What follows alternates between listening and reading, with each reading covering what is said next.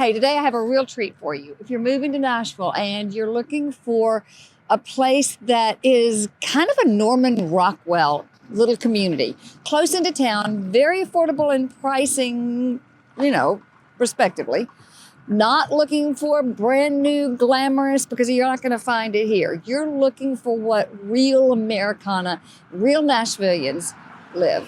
Then you're going to want to stick around.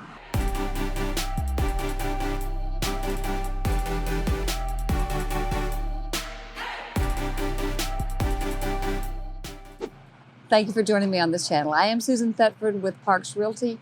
I've been a realtor here in the Nashville area for 35 years, and here on this show, I like to show people all kinds of the nuances of Nashville, some of the small communities, some of the little bedroom areas that you may not have heard of, some of the places that don't get all the hoopla, but are wonderful places to live. So if you're thinking of moving to Nashville, go ahead, subscribe to this channel, because you never know where I'm going to take you all over the Middle Tennessee area. So today, I'm taking you to an area that is, as I say, one of the quintessential 50s, 60s, 70s, 80s kind of classic Nashville home area. Pretty much a Norman Rockwell area. Larger lots, 50s, 60s homes, haven't been really touched. What we're finding here is people have been here forever. They've raised their families here. They, frankly, go out feet first here because they love it. We're only a few minutes from downtown Nashville, a couple minutes from Brentwood, easy access to I-65, large lots. So many of you come into Nashville and begging for, I want the larger lots. Now, you also want the brand new house. We've got to realize we've got to make that list. You tell me what's the most important to you, because those two things, large lots, half-acre lots, and new construction, don't come without a really pretty price tag. But what we've got here are people who have a half-acre lots. They're cutting their lawns on this beautiful Sunday afternoon, as you can tell.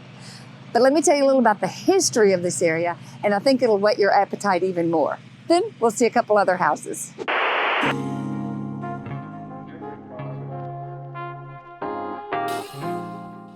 The crowning glory of Crieve Hall is Traveler's Rest.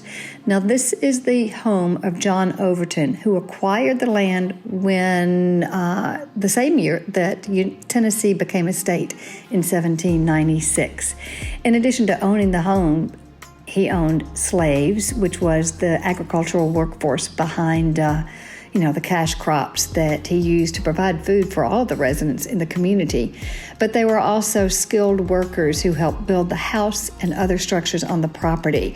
The home is the oldest functioning museum that people can go into in Tennessee, and it's really an extraordinary place to visit.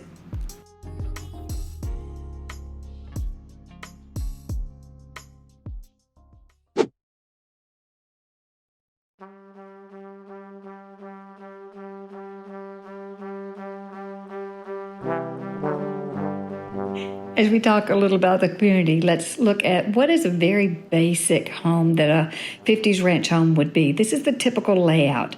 What you're going to find is ranch homes on the larger lots here, all at various degrees of updates, but very similar floor plans unless the back has been opened up completely and a big addition done. So this is a very typical home and typical layout of what you will find.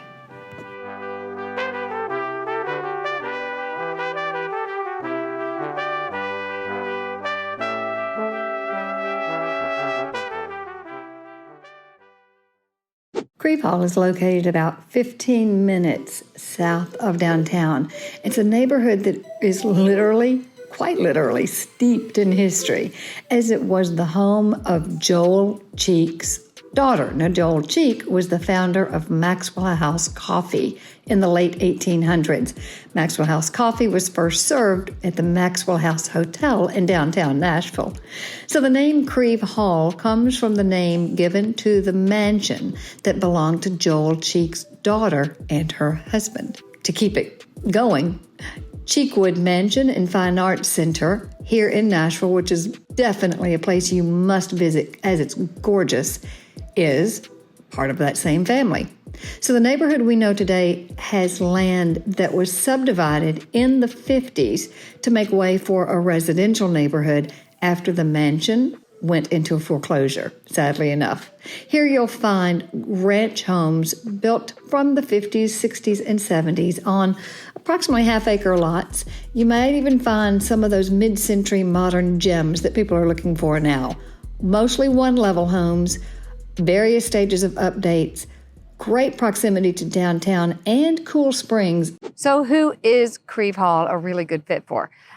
Possibly a young couple, a single person, a young couple, maybe with one, possibly two children. Now, most of the houses, as I mentioned here, are about 1,500 to maybe 3,000 square feet, depending on the degree of updates and additions that have been added to it.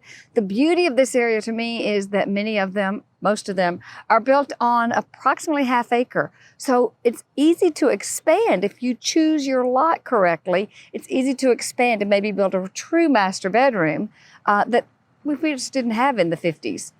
So finding home sites with the potential so that you don't have to move again, I think is key, and I love helping people find that. But your potential buyer is this first-time, second-time buyer who really wants to cut in half their drive time if they work in the downtown area or in Brentwood.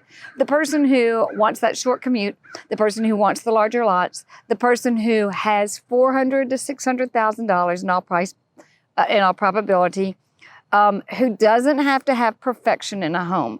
And that's where, again, I harp on this all the time, coming up with your wish list and then prioritizing that wish list.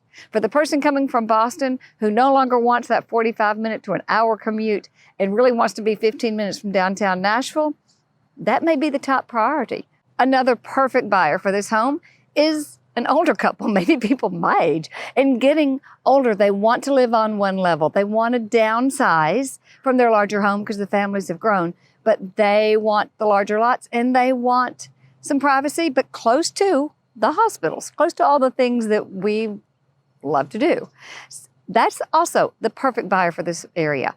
That person may have some equity in their home that's the larger home and can spend money to update a bathroom or add on a master wing. So much potential, so much potential. And truly, if you've been watching Nashville for the last 5 or 7 years, you'll know that in Green Hills, you used to be able to buy an old ranch home, very similar to these, on a half an acre, very similar to these, for $250,000 to $400,000. That's why we now have these huge homes on those lots, because people scraped the ranch and built a new home after having spent $400,000 and more now for the land in which to build on. There is no more land inside of the city limits. There just isn't more land. So what you're doing is either renovating what's currently there or buying and scraping the lot and building new construction. This is the best of both those worlds.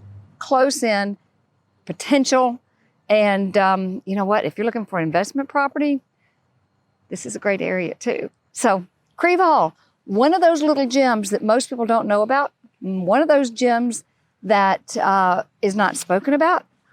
And if you're looking for one of those little gems when you move to Nashville, reach out to me. Let's find it in Crieve Hall. Susan Thetford. See you next week. Till then, be blessed.